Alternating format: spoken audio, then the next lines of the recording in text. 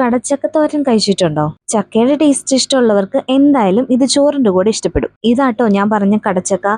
നിങ്ങളുടെ നാട്ടിൽ വേറെ പേരായിരിക്കാം. അപ്പൊ ഇതിന്റെ തൊലിയൊക്കെ കളഞ്ഞ് ഇതുപോലെ ചെറിയ പീസസ് ആയിട്ട് കട്ട് ചെയ്തിട്ട് നമുക്കൊരു കുക്കറിലേക്ക് മാറ്റി കൊടുക്കാം. ചക്കയുടെയൊക്കെ ടേസ്റ്റ് തന്നെയാണ് ഇതിന്. അപ്പൊ ഇത് തോരനായിട്ട് ചെയ്തെടുക്കാൻ വേണ്ടിയിട്ട് കുക്കറിലേക്ക് മാറ്റി കൊടുത്തതിന് ശേഷം കുറച്ച് കറിവേപ്പിലയും മഞ്ഞപ്പൊടി ഉപ്പും ഇട്ട് ഒരു വിസിലൊന്ന് കുക്ക് ചെയ്തെടുക്കാം. കുറച്ച് വെള്ളം കൂടെ ഒഴിക്കണേ, അല്ലെങ്കിൽ അടി പിടിക്കും. ഈ തോരൻ നമുക്ക് പെട്ടെന്ന് ചെയ്തെടുക്കാൻ പറ്റും.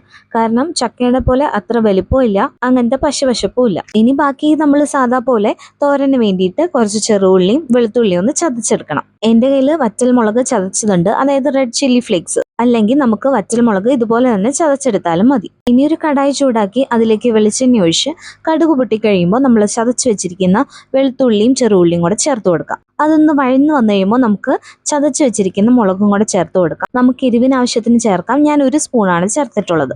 അതിൻ്റെ കൂടെ ഒരല്പം കറിവേപ്പിലയും കൂടെ ചേർത്തിട്ടുണ്ട്. എല്ലാം നന്നായിട്ട് ഒരു ബ്രൗൺ കളർ ആകുമ്പോൾ നമുക്ക് വേവിച്ച് വെച്ചിരിക്കുന്ന കടച്ചക്ക ഇതിലേക്ക് ചേർത്ത് കൊടുക്കാം.